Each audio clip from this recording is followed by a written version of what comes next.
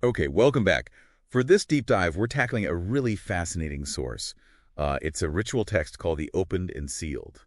Our mission today is to unpack this thing, quite dense, detailing a rite of, well, mystical communion, charting a course from the physical body to spirit. Exactly. And what's really striking is how practical it is. It's less philosophy and more uh, a technical manual, you could say. It's really focused on the mechanics of achieving inner balance and what it calls the higher mind. It's got a clear structure, too.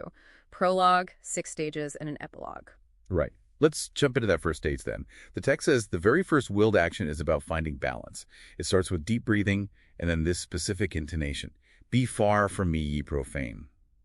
Now, for someone new to this, what does profane actually mean here? Is it like sin or something else? It's more practical, I'd say, not really punitive. The text seems to use profane for all that mental chatter, Yeah. the unwilled thoughts, the distractions that get in the way of the work. So banishing the profane is really just about clearing your head before you begin.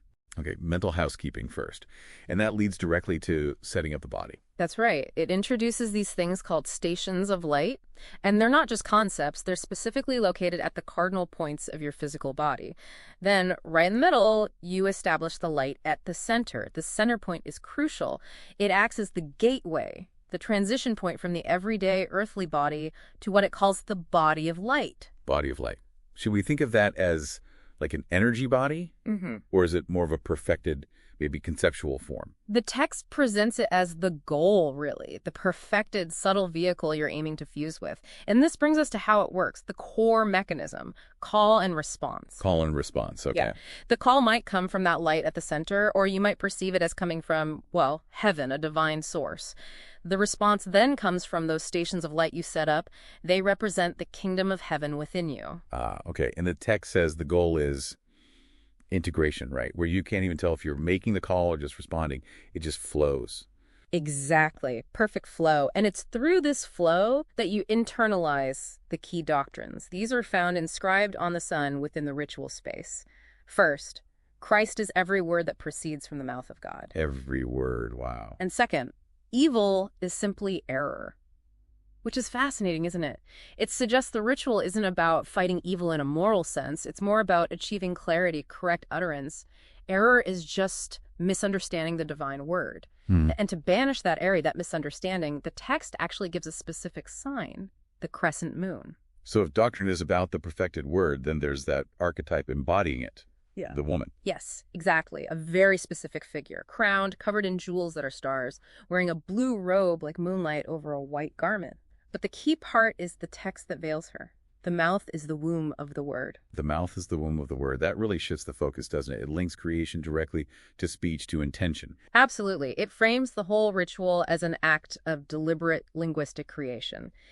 And as the rite progresses, everything points towards unification. The explicit goal is to fuse that initial physical body with this emerging body of light, to make them one. And once you achieve that fusion, or get close to it, there's specific ways to seal it. Seals. Correct. The text is very precise here.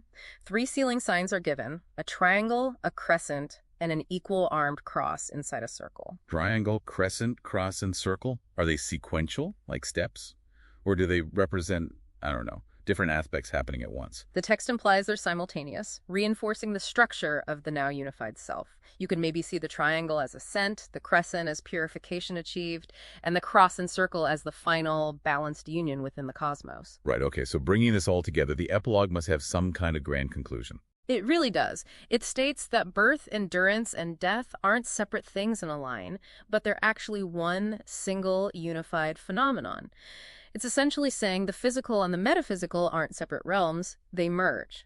The body of light starts right where the limits of the physical body end. So the final takeaway. Yeah. The text leaves you with this image, this recollection of the signs you've worked with, the cross, the circle, the light flowing out. And it says this sit state, this recollection, is what equips you finally to receive higher wisdom. Yes. Which leads to a really provocative final thought for you, the listener. The text clearly states that the center of that cross, the point of balance you cultivate within yourself, is the threshold of the temple.